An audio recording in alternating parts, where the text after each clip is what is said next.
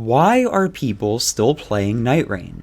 The PC version crashes, Deep Night isn't balanced, and the game launched to a mountain of complaints. Yet Nightreign is still more active and alive than many games that launched this year. So why are people still logging in?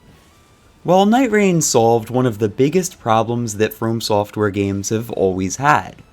When I think about the Souls games, one of my biggest complaints has always been that once I beat a boss, that's it. If I want to fight Malekith again, I need to replay a huge chunk of Elden Ring. If I want to fight Melania again, same thing. If I want footage of a DLC boss, there goes my afternoon. As someone who makes content on these games, I've reached the point where I have characters specifically designed not to kill certain bosses, just so I can fight them whenever I want. For the average person, you can probably only fight your favorite boss like once a week, and then it's over. Nightreign fixes that. Not only does it let you repeatedly fight bosses from Elden Ring, it brings back bosses from older games that many people don't actually want to replay. I love Dark Souls 1. It has a special place in my heart. But let's be honest, that game did not age well in every department. Being able to fight Artorias again with modern mechanics is amazing. And that's part of the core appeal of Nightreign. It takes the combat people already love and removes most of the downtime between those moments. The exploration is smaller, the map is reused, and the story is barely there. But you are constantly fighting things and getting that same mix of frustration and dopamine that the games would normally give you if you got stuck on a boss. And because of the different Nightfarers, the combat can feel wildly different from run to run.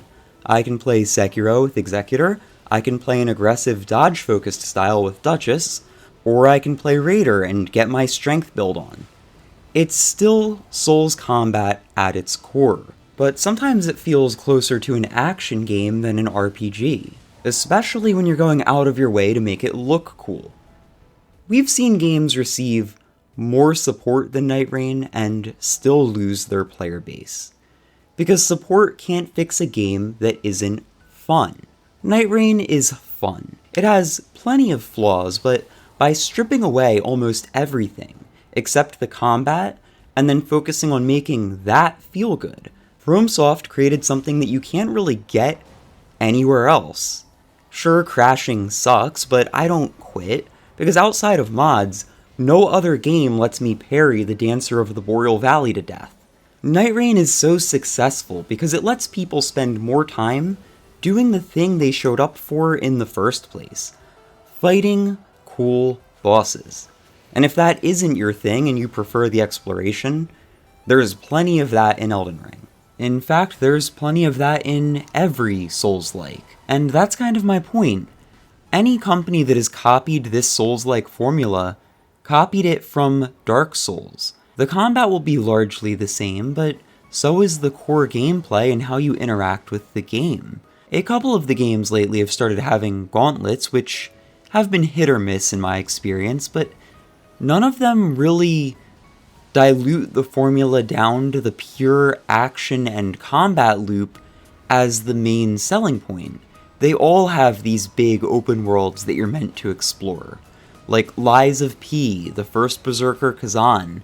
The Souls-like genre level design is almost as iconic as the combat system.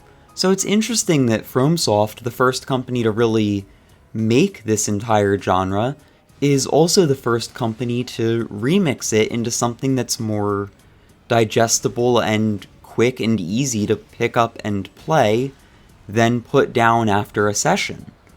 In fact, I kind of can't believe that this is the first roguelike Souls game, at least that I can think of. There have been a couple of roguelike elements in various ones, but not like this, where the entire game is built around it. Even Mortal Shell, which was made by 3 people, still had the same level design and world building as Dark Souls, albeit on a much more reasonable scale for 3 people. It's just really interesting. And that and the fact that the bosses that you fight in this game are the iconic Dark Souls bosses really is what gave it its niche. Nightreign is proof that a game can lack in several departments, but if it's genuinely fun to play, people will keep playing it. Or maybe it's just a From Software game. Maybe anything they make succeeds. Who knows? Anyway, thank you all so much for watching. At the moment, I'm making a video on Rage games, so that should hopefully come out tomorrow or the next day. And yeah, let me know what you think.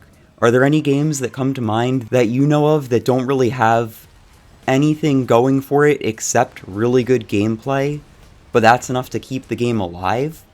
First thing that comes to my mind, aside from Nightreign, is probably League of Legends, Valorant, CSGO, like online competitive multiplayer games where there isn't really any story at all, but the game is just a game that's fun. Anyway, as always, thank you so much for watching, and until next time, see ya.